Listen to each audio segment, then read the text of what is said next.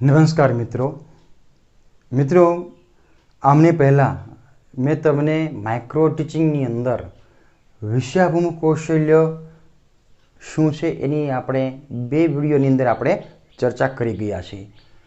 એક મેં વિડીયો તમને એ પણ આપેલો કે એનો દાર્શનિક પાઠ કઈ રીતે લઈ શકાય અને એ મહત્ત્વના મુદ્દા વિશે પણ આપણે ચર્ચા કરી હતી। આજે આપણે જે નવું જે ચેપ્ટર જોવાનું છે, નવું મુદ્દો જોવાનો છે તે છે પ્રશ્ન પ્રવાહિતા કૌશલ્ય। તો મિત્રો આ પ્રશ્ન પ્રવાહિતા કૌશલ્ય શું છે, કઈ રીતે આપણે લઈશું એની ચર્ચા આજે આપણે કરવાની છે। તો મિત્રો આમ જોઈએ તો વિષયામુખની અંદર એ જેટલું મહત્ત્વ છે એટલું જ આ પ્રશ્ન પ્રવાહિતા કૌશલ્યનું મહત્ત્વ રહેલું છે। મિત્રો પ્રશ્નનું મહત્ત્વ છે કામ જોઈએ તો સોક્રેટિસના જમાનાથી એ શરૂ થયેલું અને એના અગાઉથી પણ હશે, પરંતુ આપણા વર્ગખંડની અંદર શિક્ષક તરીકે આપણે વારંવાર આપણે પ્રશ્ન પૂછવાના થતા હોય છે।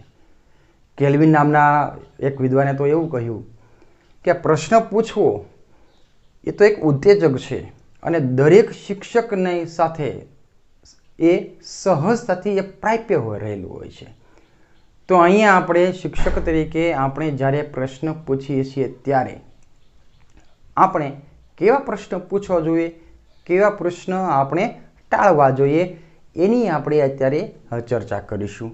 તો મિત્રો આપણે જોઈએ તો પ્રશ્ન પ્રવાહિતાની અંદર બે કૌશલ્ય સમાયેલા છે। એક તો એ કે આપણે સરળતાથી આપણે પ્રવાહી રીતે આપણે પ્રશ્ન પૂછવા એટલે કે પ્રશ્ન પ્રવાહિતા, અને બીજું છે તે પ્રશ્નનું ઊંડાણ મેળવવા માટે આપણે પણ પ્રશ્ન પૂછતા હોય છે, જે આપણે પ્રશ્ન ઊંડાણ કૌશલ્ય કહેવાય છે। તો આ બંને મિક્સઅપ આપણે કરી દઈએ અને એને આપણે નામ આપીએ પ્રશ્ન પ્રવાહિતા કૌશલ્ય। તો સૌપ્રથમ મિત્રો આપણે અહીંયા આપણે જોઈએ કે શા માટે આપણે આ પ્રશ્ન પ્રવાહિતા કૌશલ્ય એ આપણે પ્રભુત્વ એની ઉપર લેવું જોઈએ।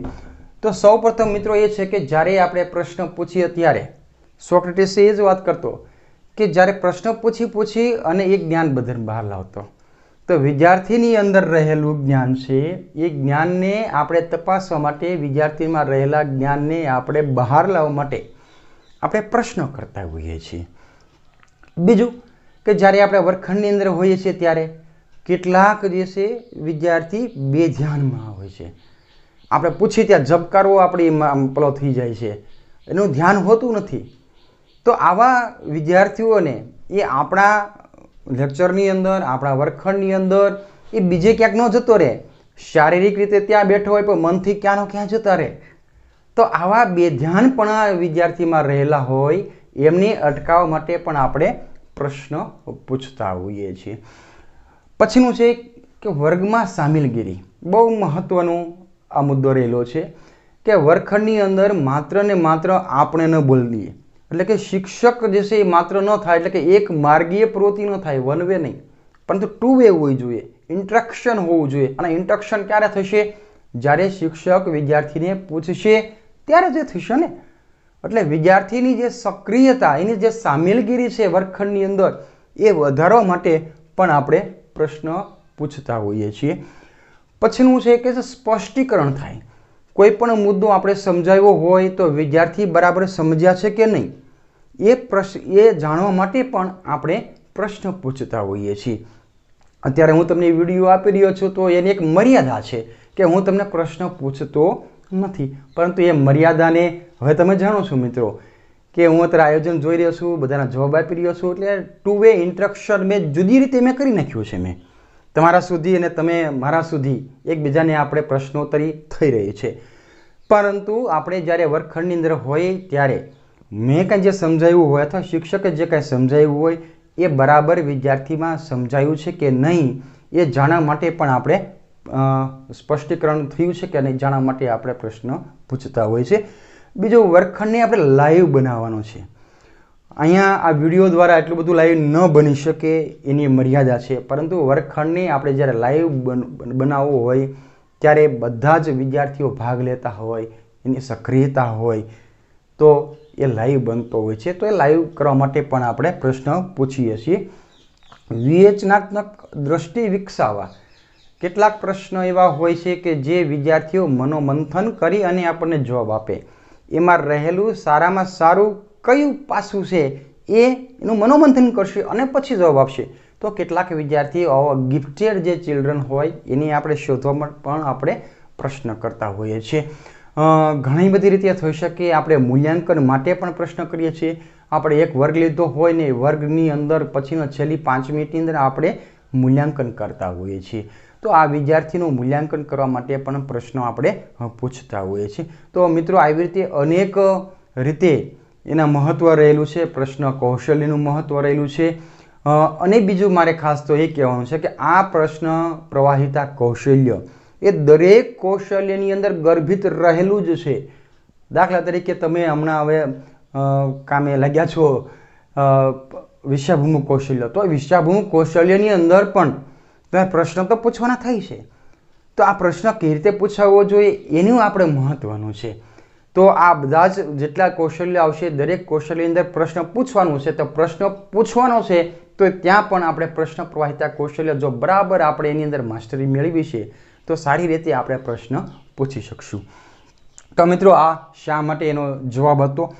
આગળ આપણે જોઈએ મહત્ત્વની બાબતો આપણે જોવાની છે પ્રશ્ન પ્રવાહિતા કૌશલ્યની. તો સૌથી પહેલું એમાં મહત્ત્વની બાબત શું છે કે જ્યારે આપણે પ્રશ્ન પૂછીએ ત્યારે એનો સમયગાળો. તો મિત્રો અહીં સમયગાળો છે એ પ્રશ્ન જ્યારે તમારે કન્ટેન્ટ જેમ ચાલતું હોય વિષય વસ્તુ અને ત્યારે પ્રશ્ન પૂછી નાખવો જોઈએ. બીજા નંબરમાં કે એનો ચર્ચા કરી હોય અને તમે 10-15 મિનિટ થઈ ગઈ હોય પછી કાંઈ બહુ પેલું નથી થતું, પરંતુ કેટલાક એવા પ્રશ્નો હોય છે જે આપણે તાત્કાલિક એ પૂછવા જોઈએ. પ્રશ્ન પૂછવામાં પણ આપણે ધીમે ધીમે એ રીતે નથી પૂછાતા. આપણે એનો સમયગાળો એ નિશ્ચિત એ હોવો જોઈએ.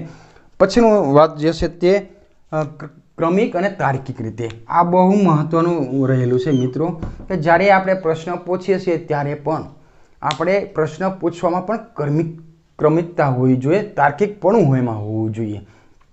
દાખલા તરીકે તમે કોઈ એક વાર્તા કહો છો અને વાર્તા પછી તમે જો પ્રશ્ન પૂછો છો તો તો વાર્તા આપણે જ્યારે એન્ડ આવી ગયો હોય એન્ડ તો ત્યાંથી આપણે પ્રશ્નની શરૂઆત નથી કરતા. શરૂઆત આપણે ક્યાંથી કરીએ છીએ કે જ્યારે આપણે વાર્તાની જે રીતે શરૂઆત થઈ હોય તો એ રીતે આપણે ત્યાંથી એવી રીતે પ્રશ્ન એ આપણે પૂછતા જોઈએ છીએ. સૌપ્રથમ આપણે છેલ્લો વાર્તામાંથી સારરૂપ શબ્દો આપણે પૂછી લઈએ, વળી પાછું આપણે વાર્તાની શરૂઆતમાંથી પૂછીએ. તો એવી રીતે ક્રમિકતા એમાં જળવાતી નથી, એટલે કે સાતત્યનો પણ ભંગ એમાં થતો હોય છે. તો અહીંયા ક્રમિકતા એ બહુ અગત્યનું પાસું છે. પછીનું વાત છે તે અર્થપૂર્ણ તમારો પ્રશ્ન હોવો જોઈએ. હવે મિત્રો આ અર્થપૂર્ણ પ્રશ્ન એ મહત્ત્વની બાબત છે. આ બે તો આપણે સમજ્યા કે આપણે સમયગાળો તરત જ પ્રશ્ન પૂછાઈ જવો જોઈએ, ક્રમિકતાનો બરાબર છે, તાર્કિક રીતે પણ હોવો જોઈએ. પણ આ અર્થપૂર્ણ પ્રશ્ન પૂછવો એટલે શું? તો મિત્રો એની માટે આપણે જોઈએ તો સૌપ્રથમ પ્રશ્નનું બંધારણ યોગ્ય હોવું જોઈએ. એટલે પ્રશ્નનું બંધારણ એટલે કઈ રીતે? તો કે વ્યાકરણની દૃષ્ટિએ, વાક્ય રચનાની દૃષ્ટિએ આપણું વાક્ય એ બરાબર હોવું જોઈએ. ઘણી વખત આપણે પ્રશ્ન પૂછીએ છીએ તો એમાં કેટલી બધી વ્યાકરણના દોષ રહેલા છે. તો સૌપ્રથમ વ્યાકરણના દોષ બિલકુલ ન રહે. એ તમે લેખિત હોય કે તો મૌખિક પ્રશ્ન પૂછો તો એની અંદર આપણે બરાબર વ્યાકરણની જોડણીથી માંડી એનો વાક્યનો પદ છે, ક્રમાંક છે, આ બધી જ રીતે આપણે એમાં ધ્યાન રાખીશું. મિત્રો હું તમને એક ભલામણ પણ કરું છું. મેં તમને લિંક આપી દીધેલી છે કે આપણા મોડ્યુલ્સ, તો એ મોડ્યુલ્સ તમે ડાઉનલોડ કરી લેજો અને જ્યાં આ મુદ્દો છે એ બરાબર તેમાં વાંચી લેજો. એમાં ઘણા બધા ઉદાહરણ પણ એમાં આપેલા છે. અત્યારે હું ઉદાહરણ આપતો નથી કારણ કે આ પ્રશ્ન પ્રવાહિતા કૌશલ્ય એક વિડીયો અમારે પૂરવાનો ટાર્ગેટ છે. તો આ રીતે આપણે પ્રશ્નનું બંધારણ એટલે કે વ્યાકરણની દૃષ્ટિએ બરાબર હોવું જોઈએ. જેના ઉદાહરણ તમે આપ્યા છે એ તમે જરાક રેફર કરી લેજો. પછીનું છે તે સંક્ષિપ્તતાપણું. હવે પ્રશ્નો ખૂબ જ લાંબો ન થઈ જાય એ પણ આપણે ધ્યાનમાં રાખવાનું છે. આપણે લાંબો કરવાનો આપણે ટેવ ઘણી બધી હોય છે, પરંતુ પ્રશ્ન જ્યારે આપણે પૂછીએ છીએ ત્યારે એ સંક્ષિપ્તમાં પ્રશ્ન પૂછાય એનું આપણે ખાસ ધ્યાન રાખીશું. દાખલા તરીકે આપણે એ રીતે ઘણી વખત પ્રશ્ન પૂછતા હોય છે કે તમારામાંથી કોણ જાણે છે કે આપણા ગામના સરપંચ કોણ છે? તો એ ભાઈ એટલું બધું લાંબુ કરવા કરતાં એને ટૂંકું કરી નાખો ને કે આપણા ગામના સરપંચ કોણ છે. અને બીજું કે આપ તમારામાંથી કોણ જાણે છે, તો કેટલાક એવું તો પ્રશ્ન પૂછવાનો જ નથી. આપણે કેવા પ્રશ્ન ન પૂછીએ એમાં વિગતથી આપણે ચર્ચા કરશું, પરંતુ અત્યારે વાત નીકળી છે તો કહી દઉં. તો કોઈ વિદ્યાર્થી એમ પણ કહે કે હું નથી જાણતો, કોઈ એમ કે હું જાણું છું. તો આવા પ્રશ્ન આપણે નહીં પૂછવાના. જેમ મેં તમને અગાઉ પણ કહેલું છે કે તમને જ્યારે સમૂહમાં જવાબ આવે એવા ક્યારેય પ્રશ્ન પૂછીશો નહીં. તારામાંથી કોણ જાણે છે, તો અડધા એમ કહેશે અમારામાંથી નથી જાણતા, મારે જે હોય તો હેતુપૂર્વક એવું બોલ્યા રાખે. એટલા માટે કે આપણે એવા સમૂહની અંદર પ્રશ્નનો જવાબ આવે એવા તો પ્રશ્નો આપણે પૂછવા નહીં, પરંતુ જે પ્રશ્ન પૂછીએ છીએ તે એનું ટૂંકાપણું એટલે કે સંક્ષિપ્તતાપણું હોવું જોઈએ. શોર્ટ એન્ડ સ્વીટની અંદર પ્રશ્ન એ પૂછાય. બીજું, આપણે જ્યારે પ્રશ્ન પૂછીએ છીએ ત્યારે પણ એ પ્રશ્ન જેવું લાગવું જોઈએ. રામ કોણ હતા, તો એમનો આપણે પ્રશ્ન પૂછાય, પણ એમ પૂછાય કે રામ કોણ હતા, તો એની અંદર જે ભાવ આરો અવરો એટલે કે જે ઇન્ટોનેશન રહેલો છે, જે સ્ટ્રેસ આવે છે, જ્યાં શબ્દ ભાર આવે છે કે એનો જે ઇન્ટોનેશન આરો અવરો, તો એ ફોલિંગ કે રાઇઝિંગ, ક્વેશ્ચનિંગની અંદર હંમેશા રાઇઝિંગ ઇન્ટોનેશન હોય છે, એટલે કે છેલ્લો આપણો અવાજ એ ઉપર જતો હોય છે. તો એ રીતે પણ આપણે પ્રશ્નમાં આપણે ધ્યાન રાખવું જોઈએ. નહીંતર આમનામાં આપણે જે છે એ કથન કરતા હોય એવું લાગે, પ્રશ્ન પૂછતા હોય એવું ન લાગે. એટલે ખાસ એ પણ આપણે ધ્યાન રાખીશું. સ્પષ્ટ અને અસંદિગ્ધ પ્રશ્ન હોવા જોઈએ. હવે ઘણી વખત આપણે પ્રશ્ન પૂછીએ તો પ્રશ્ન શું કહેવા માંગે છે એ પણ આપ કોઈને વિદ્યાર્થીને ખ્યાલ ન આવે તો એ અસ્પષ્ટ પ્રશ્ન થયો. એટલે આવા અસ્પષ્ટ પ્રશ્ન નહીં પૂછવાના. જ્યારે એ પ્રશ્ન પૂછીએ ત્યારે એવો સ્પષ્ટ રીતે હોવો જોઈએ કે દરેક વિદ્યાર્થીને એ પ્રશ્ન શું કહેવા માંગે છે એનો એમને ખ્યાલ આવી જાય. એટલે કે સ્પષ્ટ પ્રશ્ન હોવા જોઈએ. બીજું, અસંદિગ્ધ હોવા જોઈએ. સંદિગ્ધ ભાષા નહીં વાપરવાની. આપણે ગાંધીજી કોણ હતા તમને ખબર છે? હવે કોણ હતા એટલે એના કેટલા બધા એના જવાબ આવી શકે, બરાબર. હવા શું છે તમને ખબર છે? તો આમાં કેવા એ પ્રશ્ન થયા સંદિગ્ધ પ્રશ્ન થયા, જેના પ્રશ્નો વિદ્યાર્થી અટકળ કરીને જવાબ આપી શકે. તો આવા અટકળ કરીને જવાબ આપે એ પ્રશ્ન કેવા થયા? સંદિગ્ધ પ્રશ્ન થયા, જે આપણે પૂછવાના નથી. નહીંતર વિદ્યાર્થીમાં ગપ્પા મારવાની ટેવ પડી જશે. એટલે આપણે અસંદિગ્ધ પ્રશ્ન પૂછવાના, સંદિગ્ધ પ્રશ્ન પૂછવાના નહીં. પછીનું છે કે વિષય વસ્તુ સાથે સુસંગત હોય એવા પ્રશ્ન પૂછવાના. જે મુદ્દો ચાલતો હોય એને લગતા પ્રશ્ન પૂછવાના. આપણો મુદ્દો બીજો હોય અને પ્રશ્નનું બીજા વિષયમાંથી બીજા મુદ્દામાંથી આપણે કાઢી નાખીએ એવું બિલકુલ ન બનવું જોઈએ. હા, તમે ઉદાહરણ તમે આપી શકો છો, પરંતુ જે ઉદાહરણ આપો એ બરાબર આપણે જે વિષય વસ્તુ લઈ રહ્યા છીએ, જે પાઠ લઈ રહ્યા છીએ, જે કાવ્ય લઈ રહ્યા છીએ, આપણે એને બરાબર અનુબંધમાં આવતો હોય, એને સુસંગતમાં આવતો હોય એવા જ આપણે પ્રશ્ન પૂછવા જોઈએ. ફાલતુ પ્રશ્ન પૂછવાનો કોઈ પણ દિવસે એ આમાં સ્થાન નથી. તો આ મિત્રો આપણે એટલું આપણે જોઈએ અત્યારે કે શા માટે આ પ્રશ્ન પ્રવાહિતા કૌશલ્યો છે અને એની મહત્વની બાબતો કઈ કઈ રહેલી છે તે આપણે જોયા. આગળનો મુદ્દો આપણે જોઈએ. આગળ આપણે જોઈએ પ્રશ્ન પૂછવાની પ્રક્રિયા. તો મિત્રો પ્રશ્ન પૂછવાની પ્રક્રિયા કેવી રહેલી છે એની વિશે આપણે અત્યારે ચર્ચા કરી લઈએ સાથે સાથે. તો મિત્રો સૌપ્રથમ આપવામાં આવ્યું છે કે આપણો જે પ્રશ્ન પૂછીએ તે વર્ગ સમક્ષ પૂછાવવો જોઈએ. હવે મિત્રો હવે તમે જેમ જેમ મહાવરો થતો જશે તેમ તેમ તમને હવે ખ્યાલ આવતો જશે. કેટલાક શરૂઆતની અંદર આવું બધું થઈ શકે.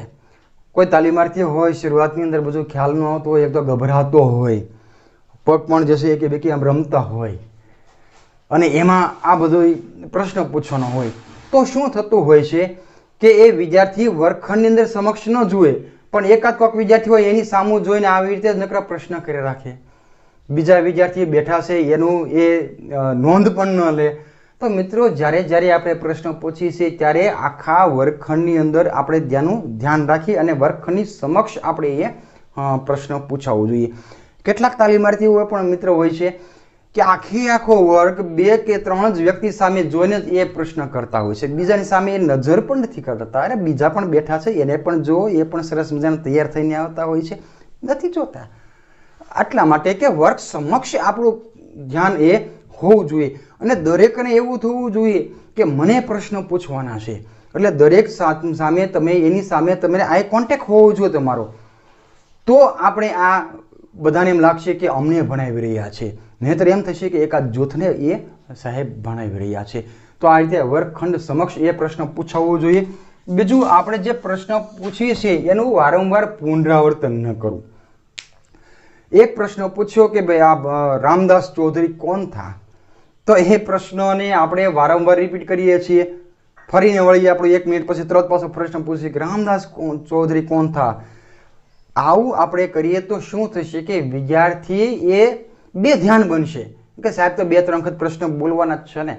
વિદ્યાર્થીનું પણ ધ્યાન એવું હોવું જોઈએ કે ગમે ત્યારે સાહેબ પ્રશ્ન કરે અને એ એક જ વખત બોલશે એટલે એનામાં બીજી પ્રવૃત્તિ કરતા અટકશે. એટલે તમારી સમક્ષ જ ધ્યાન આપશે, તમારા વર્ગખંડની અંદર જ એ બરાબર ઇન્વોલ્વમેન્ટ એનું રહેશે. જો એવી રીતે નહીં કરીએ આપણે પુનરાવર્તન વારંવાર આપણે જો પ્રશ્ન કરીશું આપણે તો એ બે ધ્યાન એ થઈ જશે. એટલા માટે આપણે એ પ્રશ્નનું પુનરાવર્તન આપણે ન કરવું. બીજું, આપણે જ્યારે પ્રશ્ન પૂછીએ છીએ ત્યારે એને થોડોક સમય પણ આપવો. એટલે એટલો બધો નહીં સમય કે આપણે 10 મિનિટ પછી જવાબ આપજો, પણ પ્રશ્ન પ્રવાહિતા કૌશલ્ય છે, એક પછી એક બીજા પ્રશ્નો. એટલે એ આપણા મગજની અંદર શું દોડતા હોય, અત્યારે તમે જ્યારે તાલીમાર્થીઓ છો ત્યારે તમારા આયોજન મુજબ મારે પ્રશ્ન મારા પૂરા થઈ જાય, આ રીતની આપણે ઉતાવળ રાખતા હોઈએ છીએ. એટલે હજી પ્રશ્ન પત્યો ન હોય, જે બરાબર જવાબ ન લીધો હોય ત્યાં આપણે બીજો પ્રશ્ન પત્યો ત્યાં ત્રીજો પ્રશ્ન. અરે ભાઈ, એટલી કોઈ ઉતાવળ કરવાની જરૂર નથી મિત્રો. આ એક શિક્ષણનું કાર્ય છે અને ધૈર્ય સાથે આપણે કામ કરવાનું છે. એટલે બાળકો હોય તો એને સમય થોડો આપો. એટલે પ્રશ્ન પૂછ્યા પછીનો જે સમયગાળો એ થોડોક એ રાખવો જોઈએ. અને આ માટે આપણે શું કરતા હોઈએ છીએ, આપણે જ્યારે પ્રશ્ન પૂછીએ છીએ ત્યારે આપણે માત્ર એક વ્યક્તિ પાસે, એક વિદ્યાર્થી પાસેથી જવાબ નથી લેતા, પણ આપણે 4 થી 5 વિદ્યાર્થી પાસેથી આપણે જવાબ લેતા હોઈએ છીએ, જેથી કરીને જે વિદ્યાર્થી જવાબ ન જાણતા હોય એને પણ ખ્યાલ આવી જાય, કારણ કે એ પ્રશ્ન જવાબ 2 કે 3 વખત એ બોલાતો હોય છે. તો એ રીતે પણ એ પ્રશ્નનો જવાબ એ જાણે. તો આ રીતે મિત્રો આપણે એમાં પ્રશ્નનો થોડોક સમય આપીએ. પ્રશ્ન પૂછવાની તમારી યોગ્ય ઝડપ હોવી જોઈએ. તમારી ઝડપ કેવી છે, પ્રશ્ન જે છે પૂછીએ છીએ ત્યારે, અને અમસ્તુ જ્યારે આપણે કથન કરતા હોય ત્યારે આપણે યોગ્ય ઝડપે આપણે બોલવું જોઈએ. હું અત્યારે અહીં બોલી રહ્યો છું, થોડુંક ગતિ મારી વધુ છે, હું જાણું છું, એટલા માટે કે વિડીયોઝ હું ઉતારતો હોઉં છું, બહુ લાંબા ન થઈ જાય એટલા માટે થોડીક ઝડપ રાખતો હોઈશું, અને તમે આમાં તો રિપીટ કરી શકો તમે, પરંતુ ક્લાસરૂમની અંદર એવું થવાનું નથી. એટલે આપણી યોગ્ય ઝડપ હોવી જોઈએ. એકદમ આપણે સુપર ફાસ્ટ ટ્રેન ચાલતી હોય અને એ રીતે આપણે બોલીએ તો વિદ્યાર્થીની અંદર અર્થગ્રહણ નહીં થાય. નાના બાળકો છો એટલે એ નાના બાળકોની વય કક્ષા તમારે જોવાની છે, અને એ જ રીતે તમારી એની બોલવાની કે પ્રશ્ન પૂછવાની તમારી ઝડપ હોવી જોઈએ. હા, પાછું ધીમી ગતિના સમાચારની જેમ પણ પ્રશ્નથી પૂછવાના કે દશરથને કેટલા બાળકો હતા. તો આટલી બધી કંઈ એને કંઈ ધીમી ગતિ પણ રાખવાની નથી, પણ યોગ્ય ગતિ રાખવાની છે, એટલું આપણે ખાસ આપણે જોઈએ. તો આ યોગ્ય અવાજ પણ એમાં હોવો જોઈએ. મિત્રો, અત્યારે અવાજ આપણા ક્લાસરૂમની અંદર આપણે 30 થી 40 બાળકો બેઠા હોય અને અમુક ક્લાસની અંદર 70 જેટલા પણ બાળકો હોય છે. તો આપણો અવાજ એવો હોવો જોઈએ કે છેડે બેઠેલો વિદ્યાર્થી હોય ત્યાં સુધી આપણો અવાજ પહોંચે. તો મિત્રો, આ અવાજ પહોંચવા માટે પણ આપણે શારીરિક રીતે પણ આપણો જે અવાજ હોય એટલો જ નીકળે, હું જાણું છું, પરંતુ આપણે એવો પ્રયાસ કરીએ કે જે આપણે મોટેથી બોલી શકાય. પણ બૂમ બરાડા નથી પડવાના કે આજે આપણે આ શીખીશું. એટલું બધું કાંઈ જોરથી કાંઈ બોલવાની પણ જરૂર નથી, પરંતુ જો એટલું બધું બોલશો તો આગળના જે વિદ્યાર્થી બેઠા હશે એનું માથું પાકી જશે. એટલે યોગ્ય તમારો અવાજ તમારે રાખવો. જે આપણે એટલો બધો ધીમો પણ નથી બોલવાનું કે જે આગળના બેઠેલા વિદ્યાર્થીઓની હરોળ છે ત્યાં સુધી જ આપણો અવાજ પહોંચે, છેલ્લે પહોંચે જ નહીં અવાજ. એટલે છેલ્લે ન પહોંચે એટલે શું કરશે, અવાજ તમારો પહોંચશે નહીં, એટલે વિદ્યાર્થીએ બીજી પ્રવૃત્તિ કરવા લાગશે.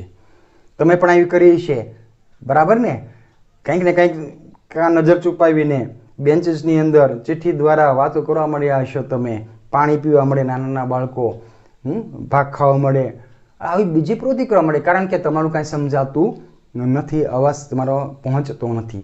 એટલે આપણો અવાજ આપણા વર્ગખંડની અંદર પહોંચે તેવી રીતે આપણે મધુરતાથી મીઠું મીઠું આપણે બોલી અને બાળકો સુધી આપણે પહોંચાડવાનો છે. અને મારો અવાજ કેટલો મોટો છે તમને ખ્યાલ નહીં મિત્રો? કહી દઉં, મારો અવાજ તમારા ગામ સુધી પહોંચે છે ને અત્યારે જુઓ જી, આવો અવાજ જોઈએ. પછીની વાત છે તે ઉત્તરોનું પુનરાવર્તન ન કરવું. આપણે જે પ્રશ્ન પૂછીએ છીએ વળી પાછા આપણે જવાબ લઈએ છીએ ને આપણે 10 વખત એનો જ જવાબ આપણે બોલીએ છીએ. આટલી વખત આપણે કાંઈ પુનરાવર્તન કરવાની જરૂર બિલકુલ નથી. એટલે બહુ ઉતાવળ એમાં નથી આપણે કરવાની. છેલ્લું છે આપણે કે હાવભાવ સાથે પ્રશ્ન પૂછાવો જોઈએ. મેં તમને અગાઉ પણ તમે વાત કરી છે કે હાવભાવ બરાબર હોવા જોઈએ. જ્યારે આપણે પ્રશ્ન પૂછીએ છીએ ત્યારે પ્રશ્ન પૂછાય છે એવું એક લાગવું જોઈએ. અને અમસ્તું હોય કે આ કથન કૌશલ્યનો પણ હું તમને ભાગ કહું છું કે આપણે બોલીએ છીએ એ કથન કૌશલ્ય છે, ને કથન કૌશલ્ય અંદર એ ભાવ પ્રગટ થવો જોઈએ, હાવભાવ સાથે પ્રગટ થવું જોઈએ.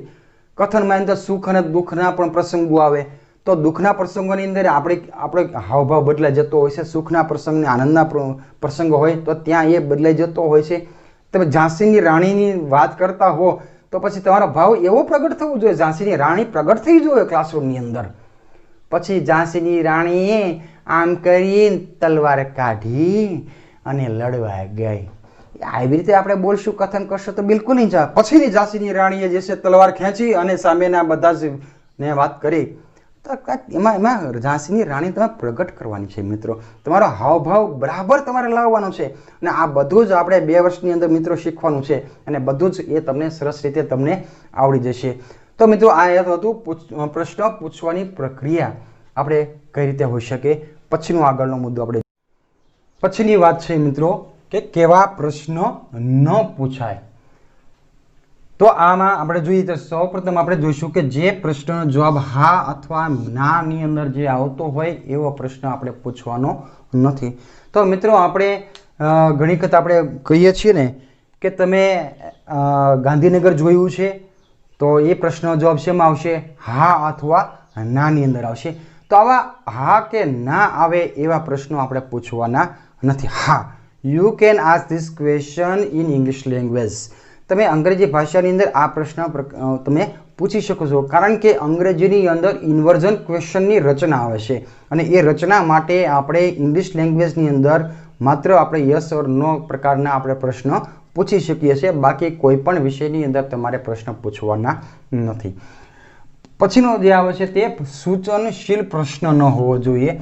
આપણે ઘણી વખત આપણે કહેતા હોઈએ ગણિતની અંદર હોય, દાખલા તરીકે આપણે કહીએ કે આ શેની નિશાની છે, તો કે ભાઈ આ રેખાખંડની નિશાની છે, પછી આ તીર કરીને આપણે કહીએ કે આ રેખાખંડની છે કે કિરણ છે કે શું છે. આવા સૂચનશીલ પ્રશ્નો આપણે ટાળવાના છે.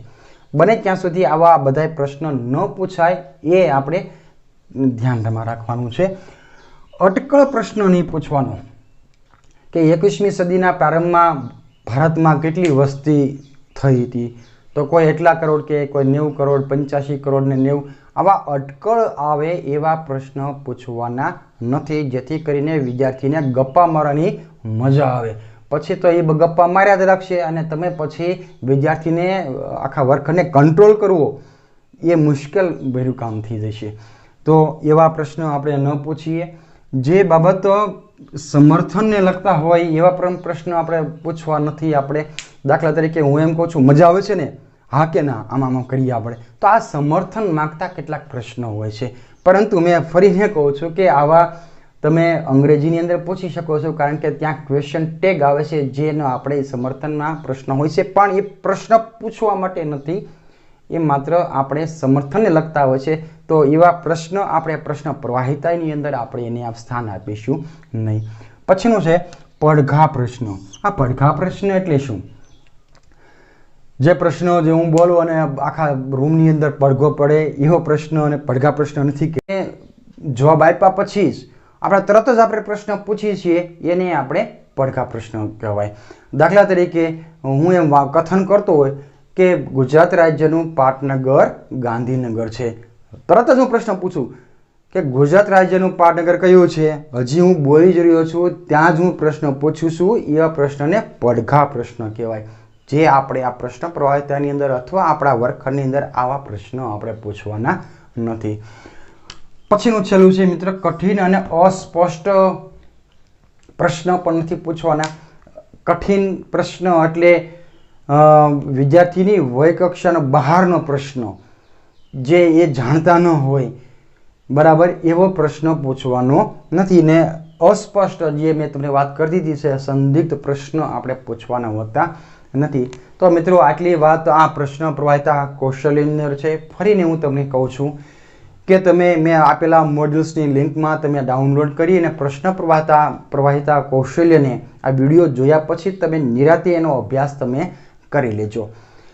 તો મિત્રો આ વાત અહીંયા હું પૂરી કરું છું. હવે બીજી 2 મિનિટની અંદર વાત કરી દઈએ કે આપણે વિષયાભિમુખ કૌશલ્યના સરસ મજાના આયોજન તમે મને આપી રહ્યા છો. ઓનલાઈન તમને હું માર્ગદર્શન આપી રહ્યો છું અને એને વિડીયોઝ આપણે પણ એના બનાવશું. એમાંથી હું દરેક એક યુક્તિ પ્રયુક્તિવાળા વિડીયો હું પસંદ કરીશ, જેથી કરીને બધા એક સરખા પ્રયુક્તિવાળા એ પાઠ ન થાય. આ જેવું આપણે વિષયાભિમુખનું કામ પૂરું થાય પછીનું તમારે આયોજન આવશે પ્રશ્ન પ્રવાહિતા કૌશલ્ય. અને કોઈ હું જ તમારી સમક્ષ આવું છું, તમે મારાથી કંટાળી જશો. એટલા માટે હું બીજા અધ્યાપકને પણ વાત કરીશ કે તમે પ્રશ્ન પ્રવાહિતા કૌશલ્યનું દાર્શનિક પાઠ આપો, જે મેં તમને આપ્યો હતો ને વિષયાભિમુખ કૌશલ્ય 5 મિનિટનો. તો આવી જ રીતે આપણે 5 મિનિટનો હું કોઈ અધ્યાપકને કહીશ કે એ પોતે આવી અને તમને દાર્શનિક પાઠ આપે. તો મિત્રો આજે આપણે અહીંયા અટકીએ છીએ. વિષયાભિમુખ કૌશલ્યનું તમે ખાસી મહેનત કરી રહ્યા છો, આખું ઘર પીટીસી કરતા હોય એવું થોડાક દિવસ તમને લાગશે, પણ મિત્રો મજા આવશે.